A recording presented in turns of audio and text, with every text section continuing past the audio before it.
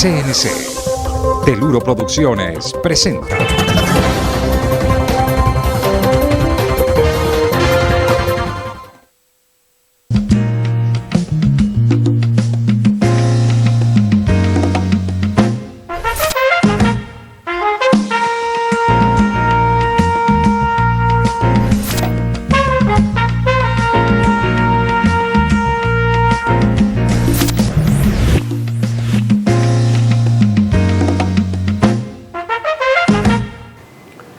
Señoras y señores, ¿qué tal? Muy buenas noches, bienvenidos a Pulso con Diego Fernando Cobo. Como siempre, un saludo especial para todos nuestros televidentes en el centro y norte del Valle del Cauca, quienes nos ven en los 14 municipios de la región vallecaucana, quienes nos ven a través de la señal de Legon Comunicaciones, Canal 2, CNC, Teluro Producciones y también a través de nuestras redes sociales en vivo y en directo, Facebook Live y YouTube. Muy bien, seguimos con ciclo de entrevistas en este 2021, 18 años ininterrumpidos al aire con nuestro programa de A Pulso. Bueno, hoy tenemos a una figura promisoria, un hombre que vamos a hablar un poco y toca que hacer como los antecedentes de la familia muy conocida en este Valle del Cauca, pero quiero saludarlo primero, quiero saludar al doctor Camilo Trujillo Savera, que nos acompaña aquí en nuestro programa A Pulso. Doctor Camilo, buenas noches, bienvenido a nuestro programa. Muy buenas noches, Diego Fernando, muchísimas gracias por la invitación y un saludo especial a todos los televidentes. Bueno, muy bien, un poquito. Él es hijo de Carlos Holmes Trujillo, ministro de Defensa, que falleció el año pasado, fue el año, ¿cierto? Anterior. Fue este año, es que se enloquece uno con esto 2020 y 2021. ¿Fue este año como en marzo? El 26 de enero del 2021. ¿Cómo pasa el tiempo, definitivamente? Siendo ministro de Defensa, pues un hombre ampliamente conocido, que vamos a hablar un poco más adelante del doctor Carlos Holmes Trujillo, que estuvo aquí en nuestro programa hace ya por lo menos 4 años, cuando él era precandidato a la presidencia de la República. Recuerdo en esa época, cuando lo entrevisté, pues le preguntaba un poquito de todo su proceso, de cómo veía él o qué pensaba que iba a ser el ungido en el Centro Democrático que maneja Álvaro Uribe. Bien, y también pues nieto de un hombre que fue un jefe político durante muchos años, yo diría de los años 70 un poco más, digamos más fuerte entre los años 80, ¿no? 80 y algo de los 90, Carlos Holmes Trujillo Miranda, su abuelo, que digamos que muchas de las personas, y quiero decirle, doctor Camilo, que nos ven en este programa, pues son muchos jóvenes también, pero muchas personas también que ya han pasado el umbral de los 50, 60 y que deben recordar, porque esta ciudad de Tuluá, pues obviamente ha tenido mucha conexión con lo del Partido Liberal. Entonces, digamos que eso fue, digamos, un proceso. Quiero leer un poco, digamos, un poco como su hoja de vida. Camilo Trujillo Savera, que nace pues en el seno de una familia vallecaucana y de política a través de lo que se llamó la Casa del Olmismo. Tiene 38 años, se define como un joven de ideas socialdemócratas que va a trabajar actualmente pensando en los grandes retos en materia social, muy preocupado por esos temas que tanto requiere el país. Es abogado de la Universidad de los Andes con estudios en negocios internacionales de la Universidad de Louvain, así es, ¿no? En Bélgica. Correcto.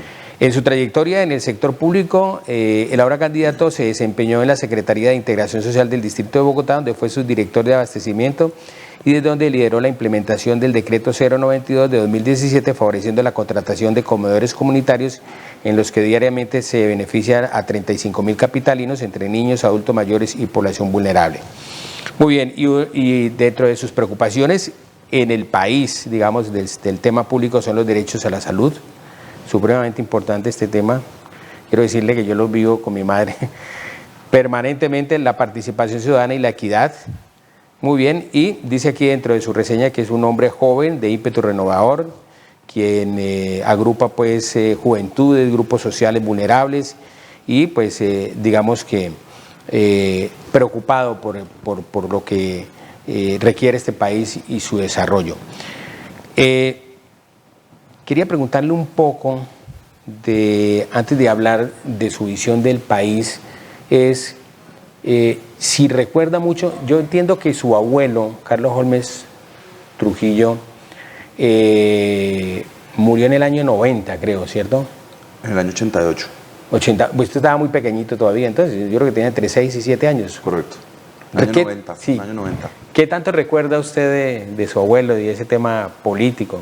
Pues hombre, en primer lugar, mi abuelo Carlos Holmes fue mi padrino de bautizo, así es que recuerdo estar muy cerca a él en sus últimos años, sobre todo heredando esa gran sensibilidad social y la inquietud por el diálogo popular a partir del cual se construyen políticas públicas efectivas. Lo que yo heredo es, desde la cuna, la vocación de servicio. En mi casa siempre se ha vivido, sentido y respirado el servicio como el arte de beneficiar a los coterráneos. Ajá. ¿Podría decirse que era un hombre de verdaderos postulados liberales? Sin duda alguna, sin duda alguna. Yo creo que él siempre predicó los principios y los valores del liberalismo, sobre todo con la clase popular y muy cerca de la clase, dialogando sana y constructivamente para encontrar las soluciones a los problemas que aqueja la sociedad. Doctor Camilo, digamos que la política es un tema que en Colombia se ve que se hace a través de por generaciones y por familias. ¿Usted se considera un delfín? Hombre, si me dice por lo que los delfines son inteligentes, sí, lo soy. Sí. Pero yo, Diego Fernando, soy, como he venido diciendo, soy el heredero de unos principios y de unos valores que se han perdido en el ejercicio de la actividad política, y ese talante democrático me lleva a mí a recorrer, a visitar viejos amigos, y lo que he venido insistiendo desde lo más profundo de mis convicciones es que tenemos que volver a la política de las ideas y dejar atrás la política de las transacciones, y eso es consecuencia de lo que estamos viendo desde el 28 de abril, una gran masa de jóvenes que están haciendo reclamos de forma legítima y pacífica del Estado y que deben empezar a ser escuchados. Un gran paso para ello es la celebración de las elecciones de los consejos municipales juveniles. Es un primer paso, pero debemos construir más y mejores escenarios de participación para que todos sean partícipes activos de las decisiones que nos afectan. ¿Qué queda hoy de lo mismo? De ese, digamos, de esa trayectoria cuando se hablaba que su abuelo pues fue un gran jefe político en el Valle del Cauca. Diría yo que en esa época casi que una buena masa de liberales hacían parte del olmismo. Yo digo que el olmismo no ha muerto.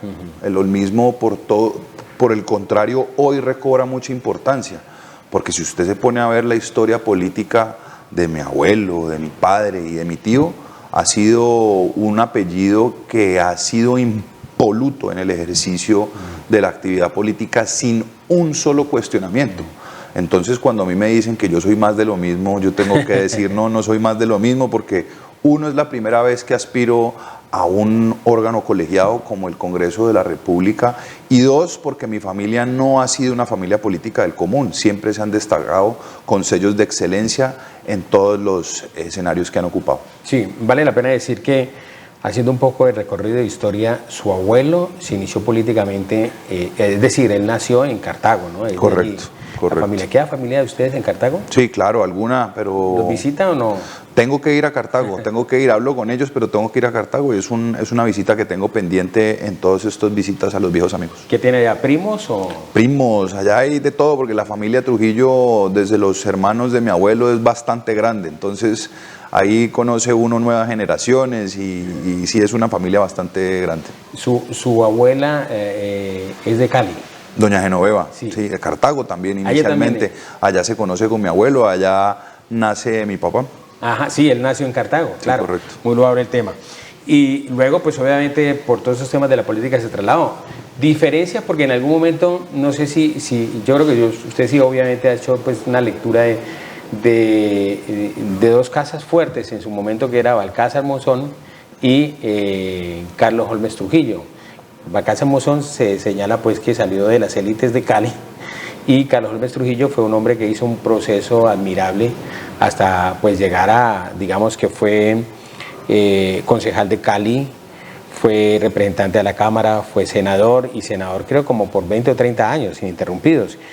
Y creo que la única manera, y que es un tema pues loable, y es que se podía aspirar por dos corporaciones, y él creo que fue a la misma vez congresista y fue diputado. En ese momento bastante el sistema político permitía, como usted bien lo narra, Mi abuelo pasó por varias dignidades, de las cuales surgió como una figura del pueblo y para el pueblo, porque usted lo ha dicho, el movimiento liberal holmista nace precisamente de ese diálogo popular y de esa cercanía con la gente y con la ciudadanía. Sí, interesante. Quiero hablar una cosa que yo siempre, digamos, tengo discusiones conceptuales con algunas personas frente a lo que es el liberalismo. Mi papá fue conservador, pero por ejemplo yo diría que mi pensamiento o lo que yo hoy en día recojo desde el punto de vista como la concepción de un país o de un Estado, yo tengo ideas liberales y que ese debería ser el postulado. Y lo que yo planteo como idea liberal es, y no sé si usted lo revisa o lo mira así, el país ha trascendido después de los 90 en un viraje violento al todo el tema neoliberal. Pero el liberalismo, digamos que es un componente, una concepción de Estado, donde hay un Estado que se preocupa por los derechos fundamentales de sus ciudadanos, digamos, derechos como la salud, la educación, los servicios públicos, y que es un Estado vigilante, pero no es ese Estado que deja que el mercado manipule al azar, ni le entrega esas instituciones al Estado, como vemos hoy en día muchos, casi, es decir, hacer el Estado más pequeño y dejar el Estado no ni siquiera vigilante, y son las circunstancias que vemos hoy. ¿Usted cree que se ha perdido esos postulados? Es decir, que no estamos enfocados de lo que debe ser, por lo menos lo que yo estoy planteando, como un Estado liberal. Yo lo que creo, Diego Fernando, es que en los últimos años el país vive una profunda división política y una polarización. Si usted me pregunta a mí personalmente, yo soy de los postulados liberales porque crecí, nací y me crié en una casa con pensamientos y postulados liberales. Desde luego que el partido y los postulados liberales buscan un acceso universal, gratuito, a esos derechos fundamentales como a la salud, como a la educación. Y vemos en ciertas cosas que el país avanza hacia esos postulados, no obstante, tenemos una profunda división en el tema político porque aquí hay que bajarle un poquito a ese discurso de señalamiento, de estigmatización y volver nuevamente al discurso donde construyamos todos juntos esos caminos que nos lleven a atender los reclamos que está haciendo la gente de forma legítima y de forma pacífica. Por ejemplo, en temas de salud, como yo veo que usted, y creo que ha tenido mucha cercanía frente a esos procesos y que conoce, en temas de salud, ¿qué cambiaría o qué definiría usted en este país? Definitivamente la ley 6 no se ha podido hacer cambios, digamos, fundamentales. Lo que pasa es que hay que entrar a ver es la forma estructural en la que se concibe el sistema. La ley 100 lo que hizo fue cimentar una buena columna vertebral, pero que definitivamente nuestro peor mal, que es la corrupción, ha entrado y, como dicen los abogados, le encuentran la comba al palo para apropiarse de ese servicio que es un servicio fundamental. Ahí hay que entrar a revisar muy bien si esos cimientos constitucionales de la Ley 100 son los postulados o los cimientos que necesitamos de cara al futuro, teniendo en cuenta que estamos viviendo nuevas realidades, nuevo acceso a la información, pero sin duda alguna tenemos que entrar a determinar cuál ha sido o cuál es el mejor camino para que el sistema de salud sea funcional, porque sin duda nuestro propósito ha sido bueno y es copiar un modelo que ha funcionado en el mundo como el chileno, y desde luego hay que seguir avanzando, pero creo que los cimientos son los adecuados. Pero en ese caso, digamos, ¿hacia dónde tendríamos que ir? Porque está definido que digamos que uno de los grandes pecados es generar esos intermediarios de la salud, las grandes EPS. Ahí hay un problema grandísimo. En esa intermediación, pues uno ha encontrado, digamos que yo siempre digo que hay muchas cosas en Colombia que se plantean con buena fe, pero cuando llega en ciertos administradores es cuando se tuerce la cosa. Sí, de acuerdo. Y es, digamos, esa administración de ese dinero, que es muchísimo, pero muchísimo el dinero de la salud, se retiene, y ahí es donde viene todo el colapso hacia las IPS y todo el tema del servicio de salud. Es decir, que las personas, al final, el usuario no recibe una prestación de servicio acorde, no tiene medicamentos porque se frenó, y lo que se está buscando es un lucro desde acá arriba. O sea, es decir, siempre se ha pensado, bueno, ¿qué hacemos con esas EPS, con esas administradoras de salud? El sistema hay que entrar a revisarlo para ver si su efectividad con esa buena voluntad se ha llevado a cabo. Yo estoy de acuerdo en que meterle tantos intermediarios y generar intereses económicos alrededor de la prestación de un servicio que debería ser un derecho fundamental de los colombianos, tuerce la buena voluntad que se hizo inicialmente, porque o no trasladan los recursos efectivos o hay un sobrecosto en los medicamentos, y siempre lo que se va a buscar es afectar al usuario final, que es quien tiene el derecho a acceder a los sistemas de salud. De acuerdo que las formas como están concebidas hoy, EPS, IPS, hay que entrar a revisar para ver si ese esquema ha sido ineficiente de cara a la buena voluntad que se constituyó desde la Ley 100 del 93. Ahí está. El esqueleto es entrar a ver qué cirugía necesita. ¿Por qué cree que no ha podido? O sea, ¿por qué no se ha podido a lo largo de estos años realmente tomar medidas fuertes en esto y seguimos padeciendo las mismas situaciones de una salud precaria? Es decir, y cada vez, pues obviamente que le toca que sacar de los bolsillos de las personas. Yo coloco un ejemplo, doctor Camilo Trujillo, en temas de educación también. Por ejemplo, nos dicen, bueno, en los indicadores, el país se volvió y se metió en un punto de indicadores. Es que tenemos el 90% de los jóvenes que van a la educación. Sí, y es de calidad, van en buenas condiciones. En la salud, no es que todo el mundo está o tiene a través de una EPS o a través del régimen subsidiado. Bueno, tiene otro nombre hoy en día. Sí, pero la atención y los medicamentos. De acuerdo, mire, y usted pone un ejemplo perfecto, porque en tema de educación, por ejemplo, en la ley de inversión social que se acaba de sancionar, que se estableció el acceso universal gratuito para estratos 1, 2 y 3 a educación superior. Pero si usted se pone a contrastar ese tema con el resultado de las pruebas saber, pues los docentes terminan muy mal calificados. Lo que quiere decir es que a pesar de que usted está haciendo un esfuerzo gigantesco para dar acceso universal, ese acceso universal gratuito se encuentra con una barrera porque la calidad de los docentes está muy por debajo. Eso es lo que hay que entrar a mirar. Los sistemas, cómo funcionan, cómo fue concebida la realidad en su momento de la Ley 100 y cómo ha venido siendo esa efectividad a lo largo de los años. Yo he sido de la teoría, y como me lo enseñaron a mí en Derecho, que lo que funciona bien hay que dejarlo que siga funcionando y no tiene uno por qué entrar o a politizarlo o a manosearlo por simplemente una diferencia con el antecesor o con el sucesor. Lo mismo pasa con el sistema de la salud. Hay que entrar a ver qué funciona bien y qué ha funcionado bien y qué hay que corregir. El tema de los intermediarios es un tema que tendremos que entrar a revisar muy puntualmente, porque efectivamente esa inclusión de unos intereses económicos gigantescos que hacen que crezca, pues hacen cada vez más difícil hacer los cambios que se requieren. Muy bien, nos acompaña hoy el doctor Camilo Trujillo Saavedra. Está haciendo un recorrido por el Valle del Cauca.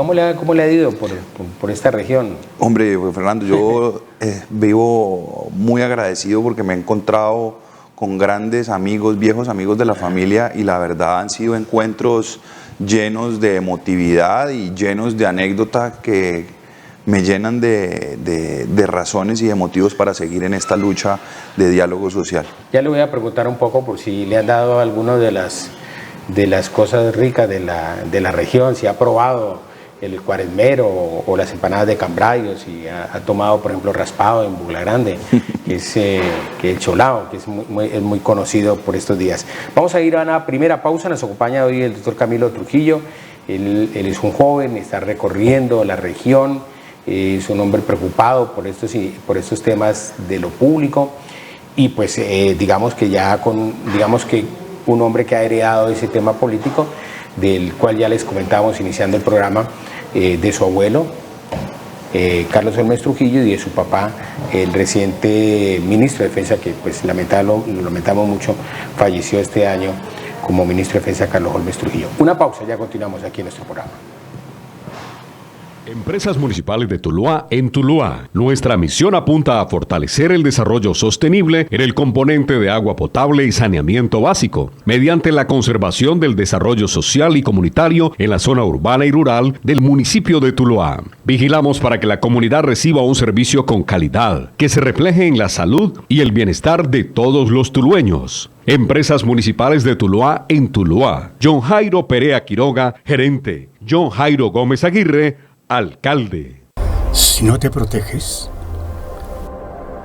el camino de la vida tendrá otro rumbo.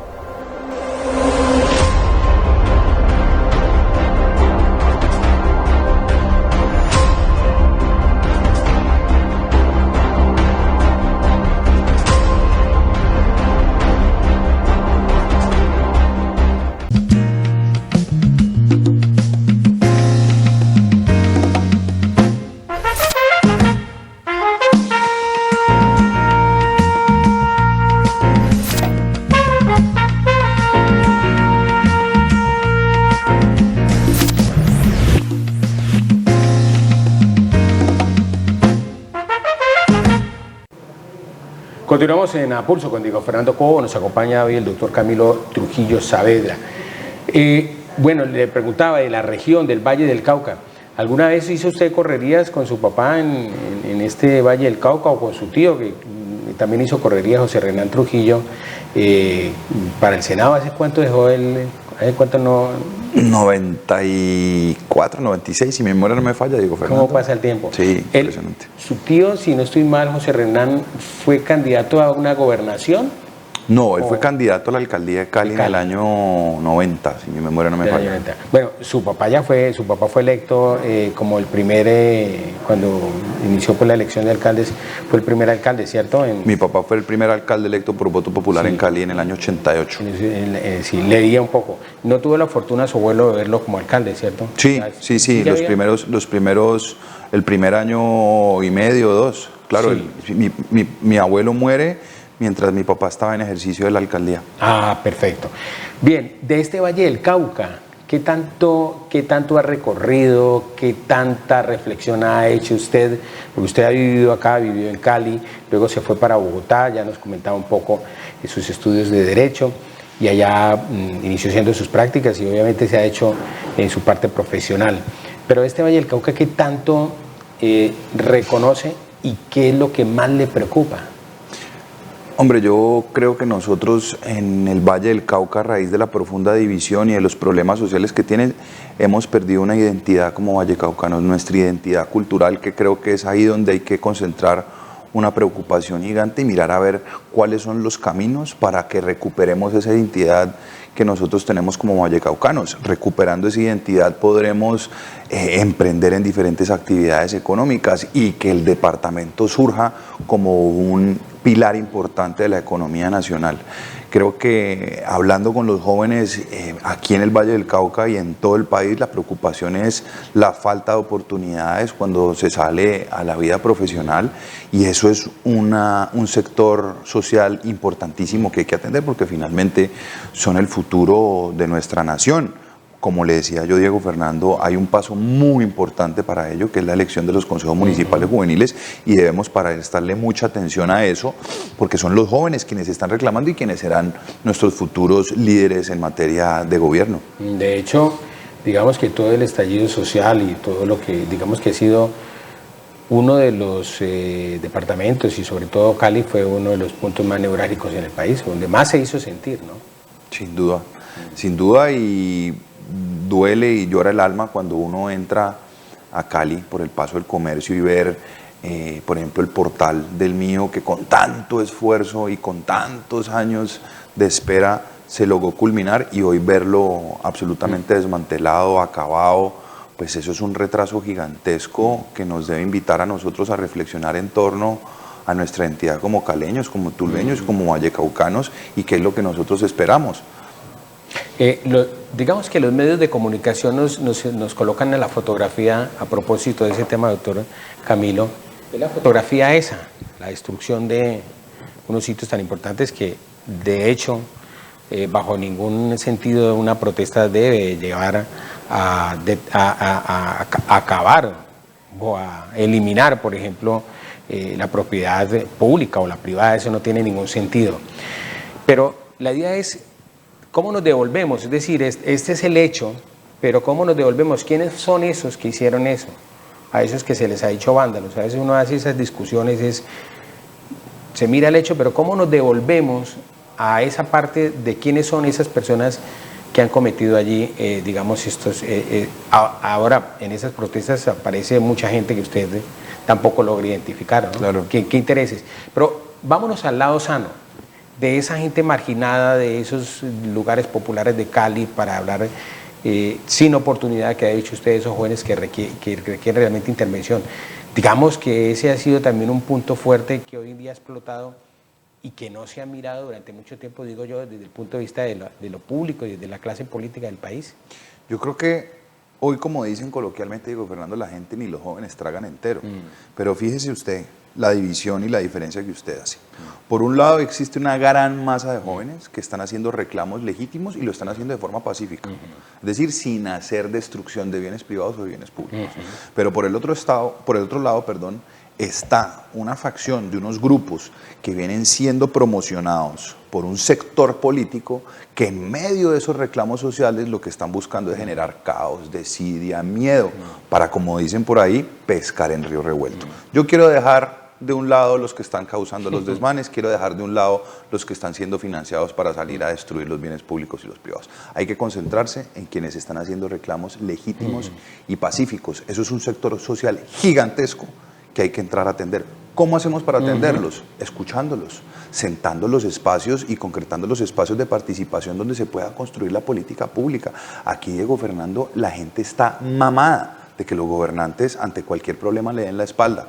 Entonces lo que nosotros hemos venido insistiendo es que además de construir una política social vigorosa de Estado, que no permita ser manoseada por los gobernantes de turno, poniendo en riesgo el futuro de los niños y jóvenes, es que debemos recuperar nuestra soberanía popular. Y la soberanía popular la recuperamos es siendo partícipes activos de las decisiones que nos afectan. Si usted no votó, como dicen por ahí, pues no se queje ni haga reclamos. Tiene que ser parte del cambio, y parte del cambio es, pues, haciendo parte de la democracia. Las reglas del juego de la democracia están escritas. Es decir, ¿cómo vamos a utilizar esas herramientas para que en el juego de la democracia nosotros podamos ser escuchados? En los últimos años, digamos que en los últimos 10, 12 años, en el Valle del Cauca hemos elegido bien nuestros gobernantes para hablar de las gobernaciones y las alcaldías, por ejemplo, la alcaldía de Cali. Pues hombre, yo me remito a lo que piensan y sienten los caleños en las encuestas. Hoy el alcalde Ospina tiene desaprobación cercana al 72%. Eso es muy diciente y eso debe invitar a la administración municipal a hacer una reflexión. ¿Qué he venido insistiendo yo?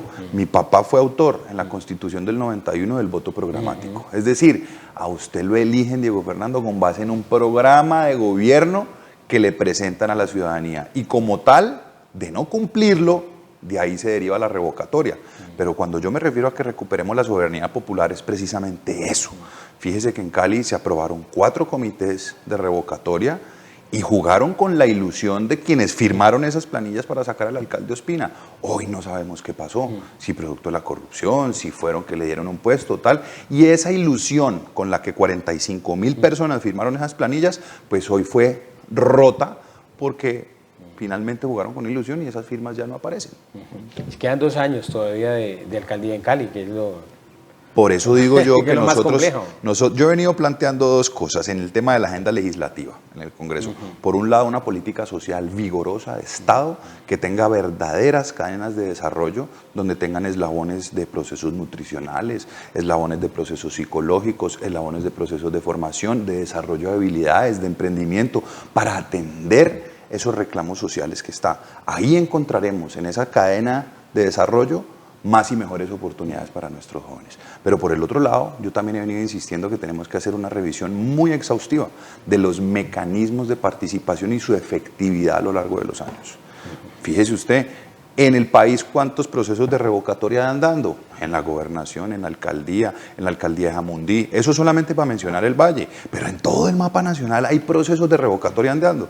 Desde que se creó la institución de la revocatoria, ha sido positiva una vez, ha salido adelante, y fue en un pequeño municipio en Boyacá.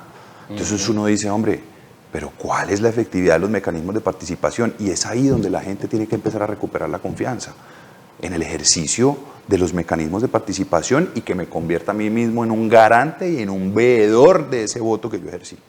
A propósito, en este recorrido que hace usted por la región, por el Valle del Cauca, que es, digamos, su casa, que digamos que es el lugar, digamos, conocido, Pues podemos decirlo ahora, usted va a ser un hombre que va a hacer su proceso político. El otro año habrá elección de Congreso de la República en la que se eligen senadores y representantes a la Cámara.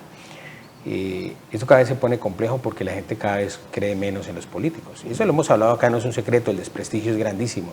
Yo imagino que hacer política es muy complejo. Decirle a alguien, vea, quiero aspirar a un cargo, no sé cómo recibe usted, y sobre todo usted que es un hombre joven, a los mismos jóvenes plantearles esto. Diego Fernando, sí, hacer política es muy complejo, pero es más complejo no seguir las profundas convicciones que uno tiene.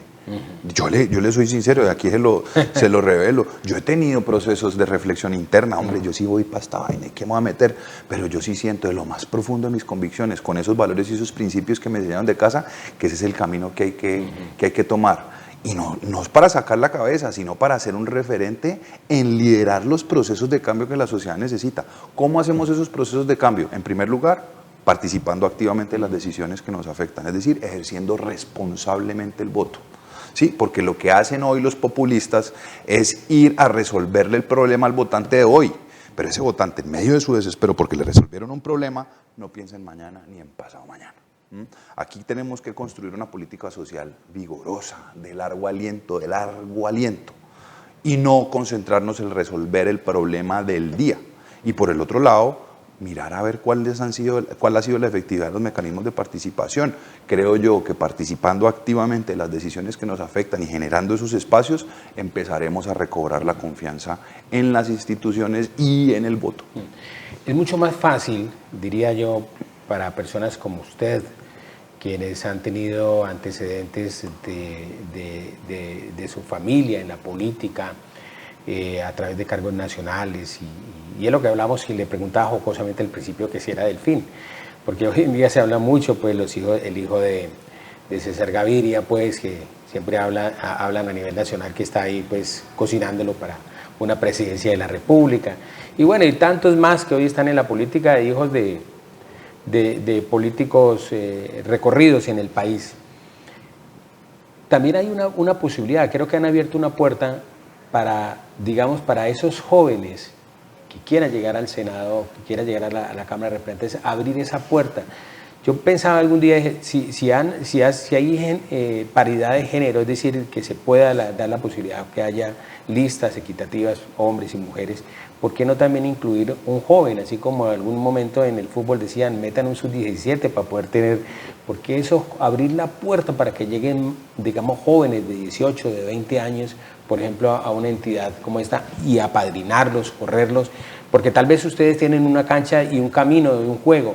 ¿Cómo trabajar en ese tema para que también se interesen y sean más grupos de jóvenes participando en política? Yo creo que el tema de la participación de los jóvenes ha dado un paso gigantesco con los consejos municipales juveniles, que van a tener un rol importantísimo de cara a los órganos colegiados como son el Congreso de la República. ¿Eso va a cambiar el panorama, le parece a usted? Sin duda alguna, esos consejos municipales van a tener que prestarle mucha atención a la clase política, porque los jóvenes van a estar como jugadores dentro del sistema democrático, levantando su voz y tratando de estructurar proyectos que beneficien a ese sector de la sociedad. Pero los requisitos para ser senador o representante de la Cámara también pasan por un requisito de edad. Si usted se pone a ver, tener 30 años, pues es una persona joven. Alguien que tenga 30 años puede ser parte del Congreso de la República. No está excluido de participar en una contienda electoral. Ahí está, tener 30 años es un requisito para estar en el Congreso, y 30 años es bastante joven. Sí, y diría yo, doctor Camilo, ¿y el que tiene 20? Hombre, una persona de 20 años no tiene una capacidad intelectual, digamos, 22, 24, no se supone que a los 20 ya una persona... Yo conozco jóvenes en la universidad en la que trabajo, jóvenes de 22 años que tienen una claridad ya... Claro que hace poco hicieron en el Festival de la Imagen y la Palabra que recoge, hicieron una actividad con jóvenes con unos pensamientos claros, unas concepciones de país, políticas públicas interesantísimas. Claro que la tienen, y no estoy con ello diciendo que alguien de 24 se le prive la oportunidad, pero son etapas y son, digamos, pisos de participación. Se les ha abierto una gigantesca oportunidad a los jóvenes a través del Consejo Municipal de Juníes, que van desde los 14 hasta los 28 años. ¿Sí? Y que serán unos órganos consultivos para los grandes órganos colegiados. Es decir, el Congreso de la República tendrá que escuchar a los consejos municipales juveniles para la construcción y para el control político de esos proyectos que se lleven. Yo creo que hoy estamos en la coyuntura política en la que estamos, es que se está abriendo un gran espectro para la participación de los jóvenes en política y en la toma de decisiones que afectan su vida, pues el país. ¿Y conquistarlos cómo? Hombre, yo lo que creo es que a los jóvenes hay es que escucharlos. Los jóvenes tienen ideas, tienen visión, pero fíjese usted que cuando yo venía diciendo que la política social se queda corta en visión, desde mi punto de vista, no ofrecerles esas cadenas de desarrollo integrales, pues lo que hace es cercenarles los sueños y sus propósitos de vida. Aquí el Estado lo que tiene que hacer es hacer que esos jóvenes tengan las herramientas que les permita soñar y tener propósitos de vida. Pero eso solamente lo hacemos construyendo y creando los espacios de diálogo respetuoso. Es que si yo no entiendo tu realidad o tus expectativas, es muy difícil uno entrar a hacer una gestión para poder atender esas necesidades o esas expectativas. Así es. Doctor Camilo Trujillo nos acompaña hoy aquí en nuestro programa A Pulso con Diego Fernando, con una segunda pausa y ya retornamos para la parte final. Estamos ya estamos en unos segundos con el doctor Camilo Trujillo. Empresas Municipales de Tuluá en Tuluá. Nuestra misión apunta a fortalecer el desarrollo sostenible en el componente de agua potable y saneamiento básico, mediante la conservación del desarrollo social y comunitario en la zona urbana y rural del municipio de Tuluá. Vigilamos para que la comunidad reciba un servicio con calidad, que se refleje en la salud y el bienestar de todos los tulueños. Empresas Municipales de Tuluá en Tuluá. John Jairo Perea Quiroga, gerente. John Jairo Gómez Aguirre, alcalde. Si no te proteges, el camino de la vida tendrá otro rumbo.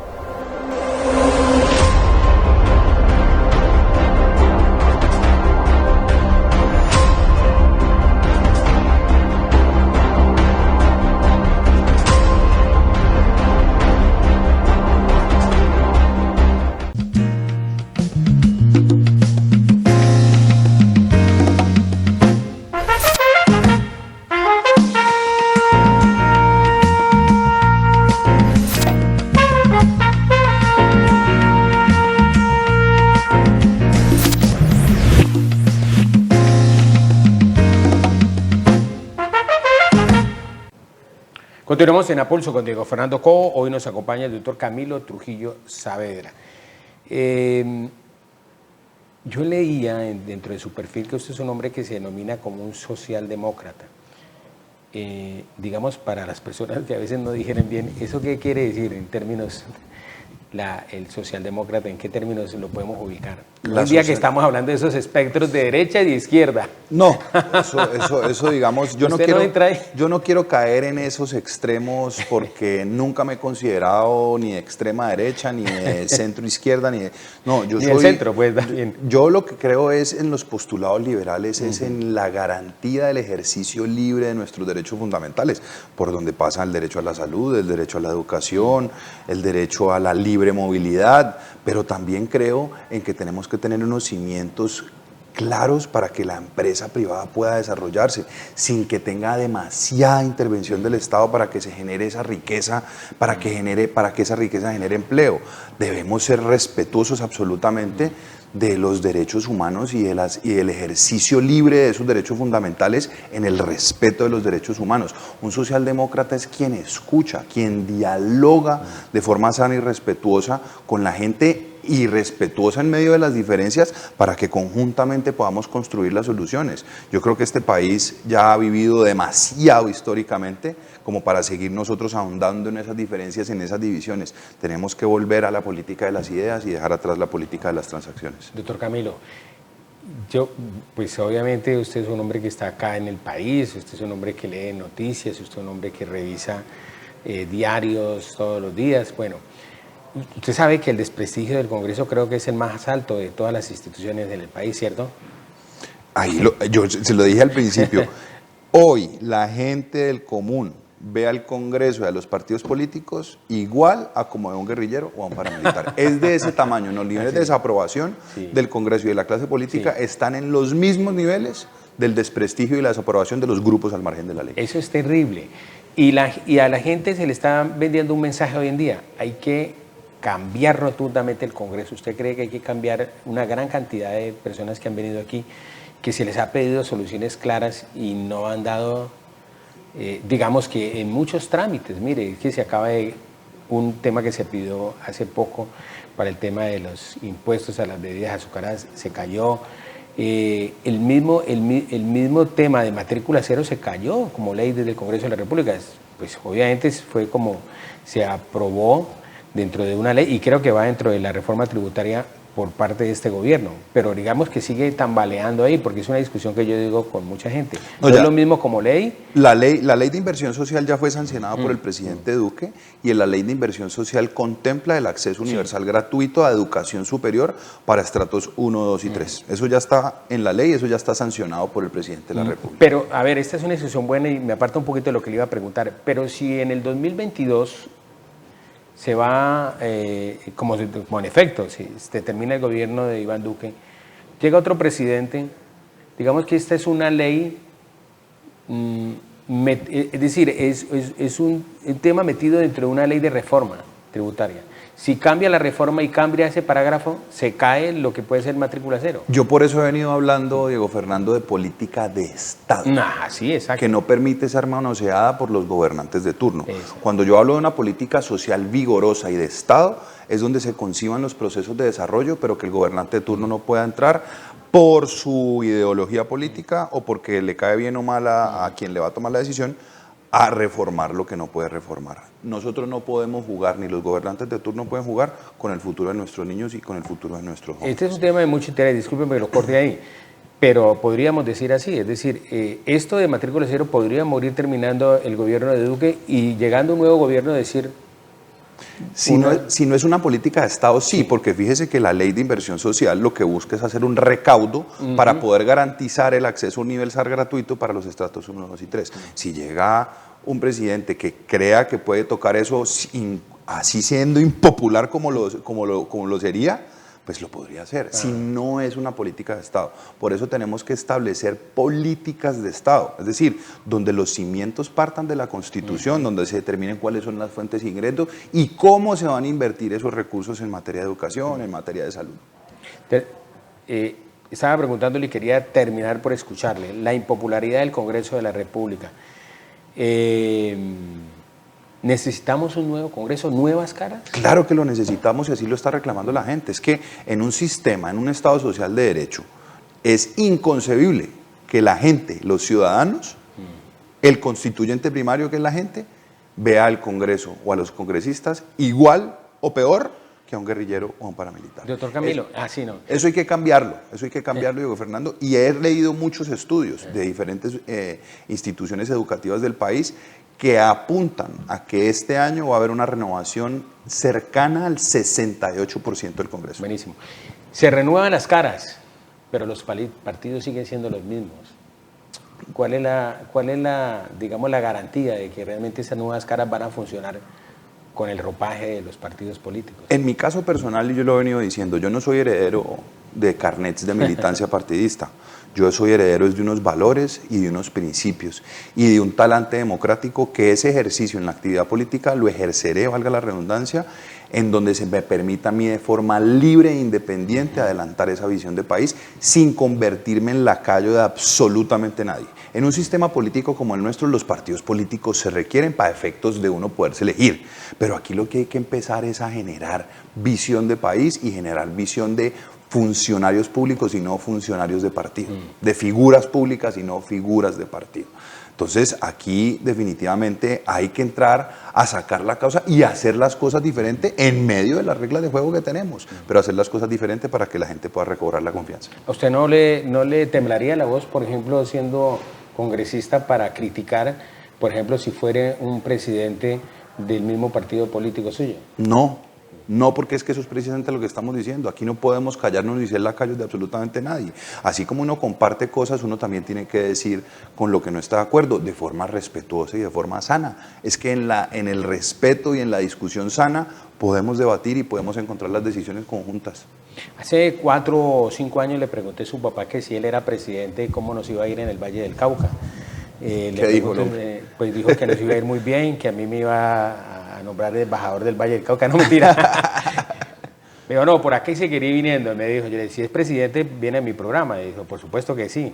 Bueno, ya luego se decantó el tema y digamos, el ungido del Centro Democrático fue otro.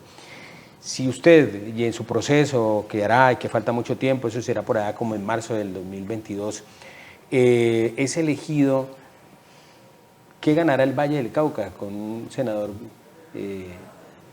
en el Congreso de la República? O sea, ¿qué ganará con usted el Valle del Cauca? Un congresista de la gente y para la gente. Si algo a mí me enseñó mi paso por el sector privado, fue en que el gobierno, en el caso del sistema privado, debe tener principios de transparencia. Principios de transparencia en la comunicación para darle a su comunidad, a sus electores, el espacio suficiente para que se vuelvan partícipes y parte activa de ese equipo. Y yo voy al principio de gobierno corporativo. Básicamente es yo cómo hago en mi equipo de trabajo, dejar la trazabilidad a las propuestas a través de actas, a través de comités, a través de todo que le permita a la gente poderle comunicar qué se está haciendo y cómo se está haciendo. ¿Qué es lo que le falta? ¿Qué es lo que le falta a la ciudadanía? La gente elige y no sabe qué es lo que hace, ni cómo lo hace. Además es una queja recurrente. Tuluá, por ejemplo, en Tuluá vienen los aspirantes cada 4 años a estos cargos de corporaciones públicas y echan el cuento, como dice, y no vuelven a aparecer, que me parece muy terrible. Yo le cierro con una anécdota y me lo reconfirman todos los amigos de mi papá con los que he venido diciendo. Siempre que yo tenía una conversación con mi papá, lo primero que me preguntaba, claramente conversaciones de actualidad política siempre lo que me preguntaba es qué dice la gente, qué opina la gente, qué siente la gente. Y ese es el primer termómetro y el más importante para uno poder hacer la gestión desde el escenario en que se encuentre.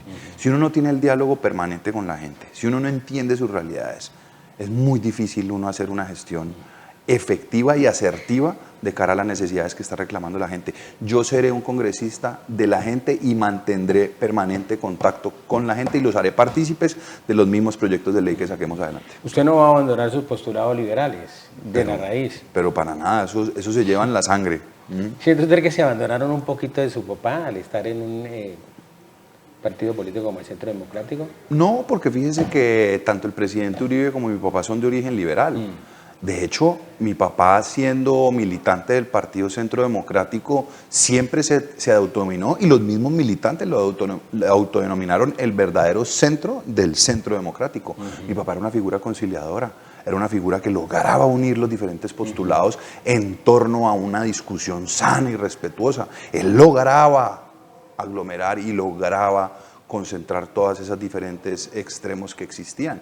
Mi papá era el centro del Centro Democrático. Sí, tiene razón, de verdad que es interesante, pero parece que ese proceso del Centro Democrático no está muy definido en esos postulados. Se refiere, Diego Fernando, ahorita en la este tarea. Gobierno, claro, un gobierno orgulloso, prepotente, sin mirar a las personas. Muchas de las decisiones que se han tomado es sin ver lo que está pasando en este país. Y hay que mirar este país. Es lo que se le ha criticado, por ejemplo, a un presidente como Iván. Yo discrepo en dos temas puntuales. Sí. Uno, los reclamos iniciales de los estudiantes con el acceso a la universidad pública gratuita, y por el otro lado los espacios de participación que están reclamando los jóvenes. Que se haya demorado o no se haya demorado, eso es otra discusión. Pero lo cierto es que a raíz de todos esos reclamos, hoy tenemos acceso universal gratuito para estratos 1, 2 y 3 a educación superior, y por el otro lado tenemos el 5 de diciembre la elección a los consejos municipales juveniles, donde se construirán y estructurarán los proyectos desde el punto de vista cultural, deportivo, profesional, como se llame, para atender las necesidades y generar más y mejores oportunidades. Yo creo que el gobierno del presidente Iván Duque ha empezado a escuchar a ese sector, y eso consecuencias son la elección de los consejos municipales a los cuales hay que pararle muchas bolas y hay que ser partícipes activos de ellos. Pero termina una impopularidad bravísima, Iván Duque, ¿no? Sin duda alguna, Diego No Fernando. Lo recoge que las pasa es que, estadísticas. Yo creo que está más impopular que el alcalde de claro, Cali. lo que pasa es que imagínese usted recibir un país para implementar un acuerdo de paz con 209.000 hectáreas de cultivos ilícitos y además de eso enfrentar la peor crisis sanitaria que haya vivido el país en las últimas décadas, como es la pandemia. Entonces, usted tener esos dos factores no es fácil. Primero, cuando mi papá estaba en el Ministerio de la Defensa, lo que se pretendía era frenar el crecimiento exponencial de los cultivos ilícitos, con base no en las metas internas, sino en las metas del gobierno de los Estados Unidos. Y eso se logró. Pero nos llegó una pandemia que nadie esperaba y tocó empezar a apretarse y buscar los recursos para atender el tema social. Es una situación muy compleja que le tocó, Claro. como quien dicen ahí por ahí, al presidente Duque le tocó bailar con la mafia. Ajá, pero moverse en algunas aguas también hay que tener buenos asesores también, porque ha habido una serie de cosas que... Eso es otro debate, eso es otro debate. que ha habido. Si le tocara que, ya en esta parte final, doctor Camilo Trujillo, si le tocara que hablamos mucho quienes manejamos el tema del marketing, del personal branding, digamos, la marca personal, si tocara que colocar un sello de su marca personal en lo que usted aspira a convertirse como una figura pública, ¿cuál sería? Yo lo que digo es, voy a insistir mucho en la política social vigorosa y de Estado. Yo estoy muy preocupado porque mi paso por la Secretaría de Integración Social me dio, digamos, esa visión de lo que debería ser los programas sociales. Nosotros no podemos quedarnos corticos en la visión de un programa social porque se vuelve netamente asistencialista. Y cuando se vuelve netamente asistencialista, lo que hace es perpetuar a las personas en su misma condición de vulnerabilidad. Yo le voy a poner un ejemplo. De los 35.000 capitalinos que se alimentaban a través de un plato de comida en los comedores comunitarios, pregúnteme usted a mí cuál era la rotación al año de ese servicio. El 0,4%. Es decir, la base de la gente vulnerable y necesitando un plato de comida sigue creciendo, pero los beneficiarios se perpetúan en ese servicio. ¿Por qué? Porque la política social no tiene una visión de largo plazo, no tiene una visión integral, entonces solamente me limito a resolverle el problema de hoy. Sí, complejo. Y ahí hay que hacer políticas públicas para todos, que es el grave problema. Y de Estado, que no permita que sean manoseadas por el gobernante de turno. Y eso es lo grave del problema, porque hoy en día la gente con sofisma de distracción, lo digo en términos locales a veces, pero por favor, hacen cosas de infraestructura y uno pregunta, contame, ¿y cuál es la política pública fundamental para atacar este tema que sí es el hambre, por ejemplo? O temas de, como lo dice usted, temas sociales, por ejemplo, de nutrición, todos los demás, o de, digamos, de apoyar a un sector supremamente complejo, por ejemplo, el tema de las microempresas hoy en día, con unas dificultades serias. Entonces, ¿cuáles son esas políticas públicas que al final tal vez nos vamos por las ramas, pero que no son políticas de Estado, que son las que favorezcan a todos? Me dice que nos acabó el tiempo. Ha sido un placer haberlo tenido, doctor Camilo Trujillo. Esperamos que le vaya muy bien y, bueno, que en esta correría por el Valle del Cauca le pueda probar de las delicias de los cuaresmeros, de las empanadas de Cambrai, de la gelatina de Andalucía, del raspado de Bogotá Grande, bueno, todas esas cosas para poder que tenga vitalidad y seguir, porque apenas comienza el camino. Con esas delicias me deleito y me deleitaré todo este ejercicio. Le agradezco mucho, muy grato estar aquí con ustedes e invitar, Diego Fernando, a los jóvenes a que busquemos más y mejores espacios de participación, porque debemos volver a la política de las ideas y dejar atrás la política de las transacciones. Muy bien, llegamos al final.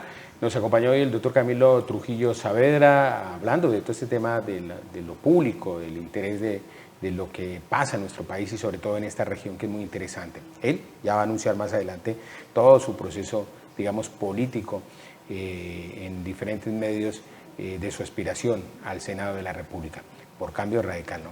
Muy bien, llegamos al final. A todos ustedes muchas gracias. En Apulso con Diego Fernando Cobo nos encontramos el próximo martes con más invitados. Una feliz noche. CNC Teluro Producciones presentó